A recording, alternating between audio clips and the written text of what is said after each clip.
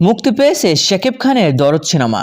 বাংলাদেশ সহ বিশ্বের 22টি দেশে একযোগে মুক্তি পেয়েছে সিনেমাটি। তবে দেশের দরদের মুক্তির কিছুটা ব্যতিক্রম বলা চলে, কারণ প্রায় 5 বছর ধরে প্রথম কোনো উৎসব ছাড়াই শাকিব খানের সিনেমা মুক্তি পেল। আর এমন মুক্তির উচ্ছ্বাস প্রকাশ করেছেন শাকিব খানের সর্বাধিক সিনেমার নায়িকা ও সাবেক স্ত্রী অপু বিশ্বাস।